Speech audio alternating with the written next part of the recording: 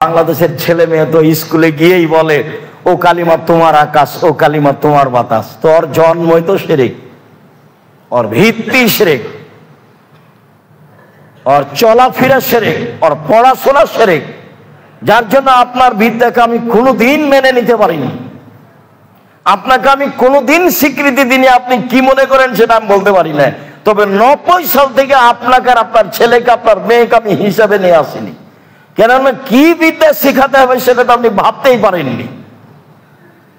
আপনার ছেলের মেধা ভালো, তাই ম্যাট্রিক পরীক্ষার সময় 3টে প্রাইভেট মাস্টার দিয়েছেন, আর বিশ্ববিদ্যালয়ে ভর্তি হবে তখন সাবজেক্ট পরীক্ষা একটা দিয়েছেন। তা আপনি তো ভালোই কাজ করেছেন, ভালো কথা। তো বড় ডাক্তার হওয়ার পরে ও ওষুধ লেখে ওই কোম্পানির, যে কোম্পানি তাকে টাকা দিয়েছে, তো টাকাটা আপনার কি হলো? তাই লস হলো না? এ তো চাঁপাইনবাবগঞ্জের ভাষাতে আমও গেল, ছালাও গেল, কাঁদতে কাঁদতে 2 চোখও গেল। মানুষ করলেন কেন? আরো সারাদিন বলে প্রত্যেকদিন স্কুলে ওমা তোমার আকাশ, ওমা তোমার বাতাস। তো জাতি তো জাহান্নামে চলেই গেছে, কি দিয়ে বাঁচবে? শিরক মুক্ত হলে। তো জাতিকে শিরক মুক্ত করার জন্য ছেলে মানুষ করেন, জাতিকে বিদআত মুক্ত করার জন্য ছেলে মানুষ করেন, জাতিকে পরকালমুখী করার জন্য ছেলে মানুষ করেন। কি খামাখা আপনি বুঝাতে চাচ্ছেন? বুঝে না ওরা, অন্তর আছে বোঝে না, দেখেও দেখে না ওরা, চক্ষু আছে দেখে না, শোনেও শোনে না ওরা, কান আছে শোনে না। উলাইকা কালা আনাম, তারা পশু প্রাণীর মতো, তারা গরু ছাগলের মতো, তারা কুকুর শিরকের মতো। বালু মাজাল, বরং তার চেয়ে খারাপ, কুকুর শিরকের চেয়ে খারাপ। কিভাবে আপনার ছেলে মেয়ে এটা মেনে নিল, জাতি মেনে নিল? আরে ঠাকুর জাতির শত্রু, ঠাকুর বাঙালিদের শত্রু, ঠাকুর মুসলমানের শত্রু, ঠাকুর ঢাকা বিশ্ব। যেদিন ভারত, বাংলাদেশ, পাকিস্তানের মুসলমান ইংরেজদের হাতে নির্যাতিত, সেদিন ঠাকুর লন্ডনে মুছ পাকায়। আর ঠাকুরের কথা আমার দেশে চলে? আমার ছেলে মেয়ে ঘুম থেকে উঠে বলে ও কালিমা তোমার আকাশ, ও কালিমা তোমার বাতাস। তখন এই জাতি শিক্ষিত। ভুল হিসাব কিছু করতে না পারলে পরকালে উঠে, ভোর রাত্রে উঠে আল্লাহকে বলেন, কিভাবে তুমি ঠেকাবা পারো? তুমি যে বলছো যে আমাকে বলো, এই যে বললাম তোমাকে, ঠেকাও তুমি। এদেশের শিরক ঠেকাও। কিভাবে ঠেকাবা? ঠেকাও। সম্ভব হয় আমার ছেলেকে দিয়ে ঠেকাও, ঠেকাও। যদি কারো ছেলেকে দিয়ে ঠেকানো সম্ভব হয়, ঠেকাও। তুমি তো পারো, তোমার নাম আজিজ, তুমি তো পারো, এটা করে দাও না। এদেশের ছেলে মেয়ে ঘুম থেকে উঠে গিয়ে কেন বলবে যে কালিমা তোমার আকাশ, কালিমা তোমার বাতাস, কালিমার বাপের বাতাস? অবাক কথা। কি করে এই জাতি বলে যে আমি শিক্ষিত, আমি অমুক তমুক, আমার ছেলে এই? খালি দেখেন না, রাস্তাঘাটে দেখেন একজন মা আর একজন মায়ের সাথে এমন গল্প করছে, আমার ছেলে ইঞ্জিনিয়ার, আমার ছেলে বড় ডাক্তার, আমার ছেলে লন্ডনে থাকে, আমেরিকায় থাকে, সিটিজেন পেয়েছিল, তার গল্প।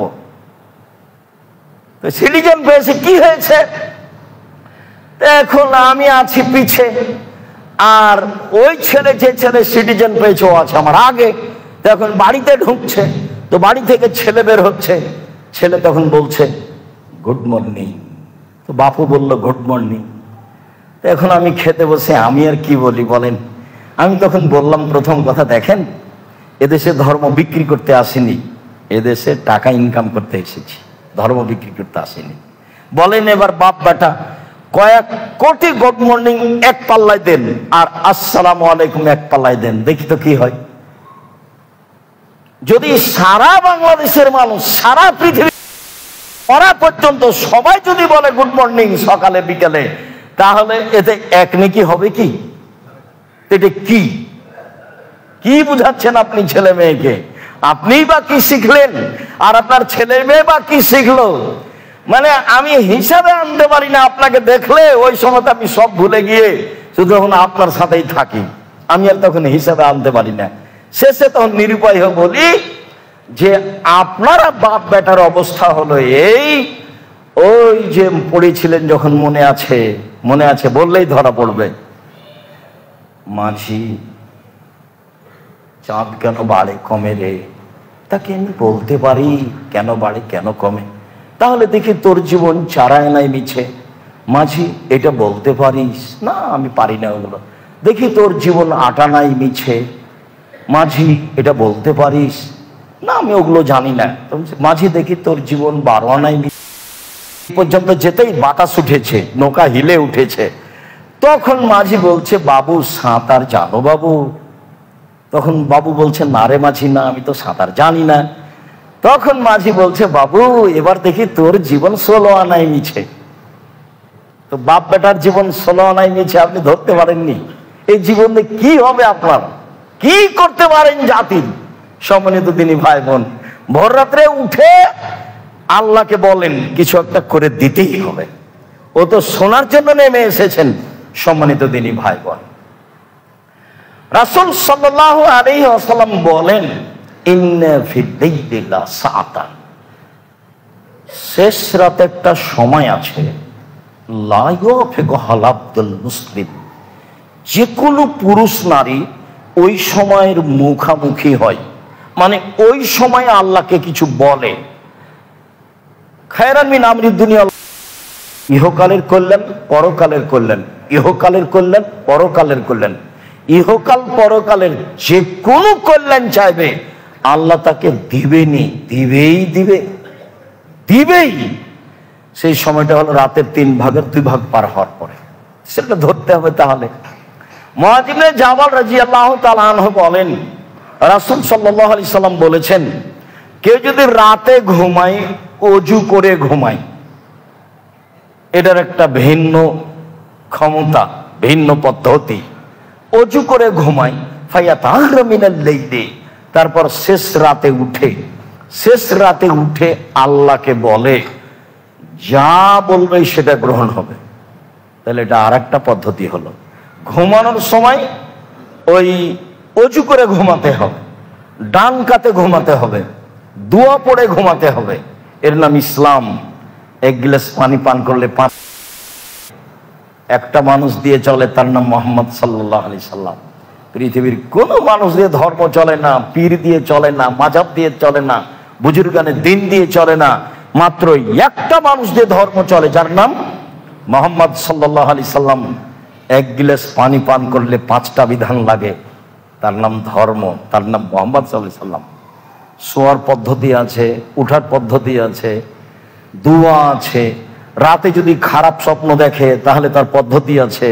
বাম দিকে থুথু ফেলতে হবে, শার্ট পরিবর্তন করতে হবে, উঠে উঁচু করে 2 রাকাত সালাত আদায় করতে হবে। খারাপ স্বপ্ন হলে কাউকে বলা হবে না, ভালো স্বপ্ন হলে কাউকে বলা যায়। কত নিয়ম দিয়ে ঘেরা। আর আপনি মনে করলেন ধর্ম পীর দিয়ে চলে? এটা হয়? বুজুর্গানের দিন দিয়ে চলেছি না? কি বলতে চান? শেষ রাতে বলতে অভ্যাসী হতে হবে। সম্মানিত দিনী ভাই, আবু হুরায়রা রাদিয়াল্লাহু তাআলা আনহু বলেন,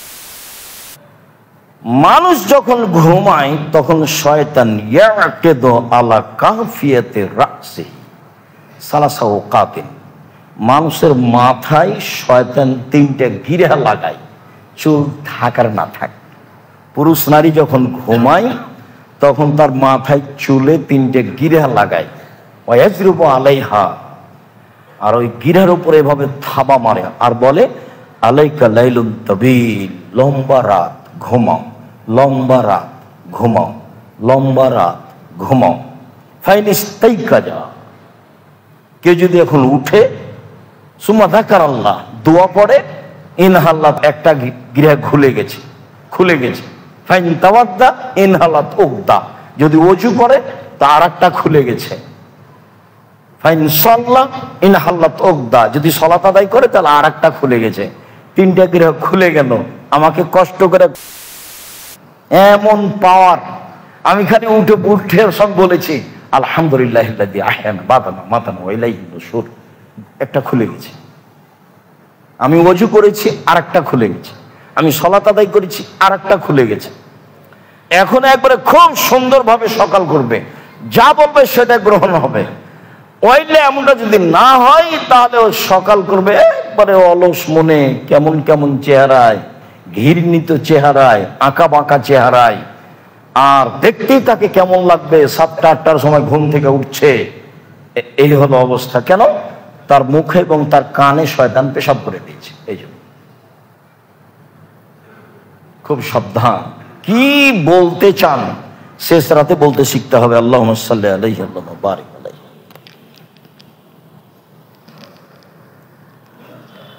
আলহামদুলিল্লাহ ওয়াহদা ওয়াসসালাতু ওয়াসসালামু আলা মান লা নাবিয়্যা বাদা।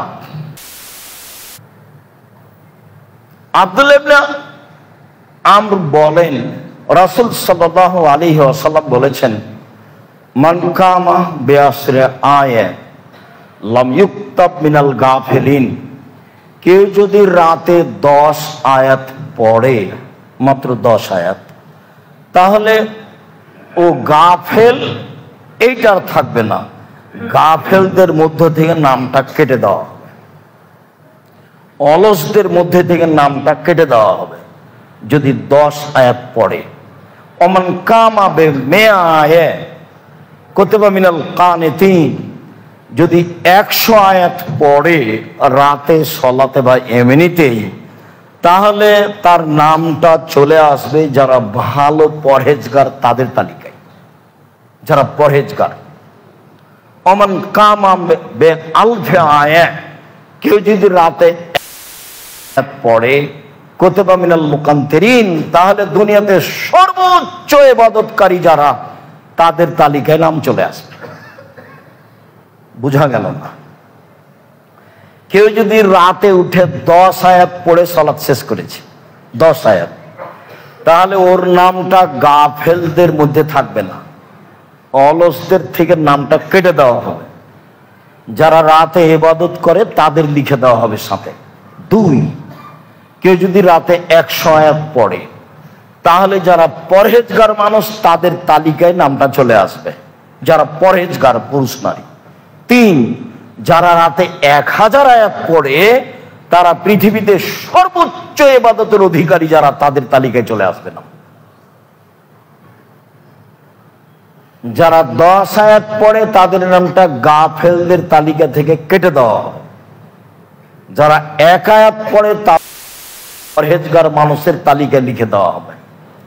যারা 1000 আয়াত পড়ে তাদের নামটা হবে সর্বোচ্চ পরহেজগারদের তালিকায়।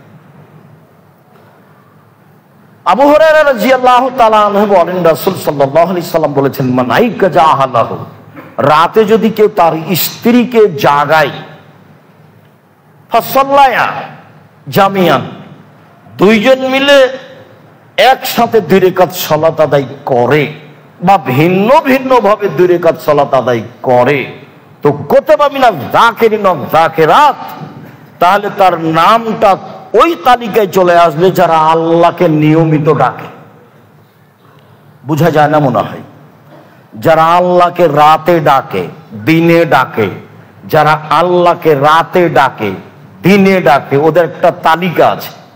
তো একটা মানুষ যদি রাতে তার স্ত্রীকে ঘুম থেকে উঠায় দিয়ে 2 জন মিলে আদায় করে, তাহলে এদের স্বামী স্ত্রীর নামটা ওই তালিকায় লিখে দেওয়া হবে যারা আল্লাহকে ডাকে।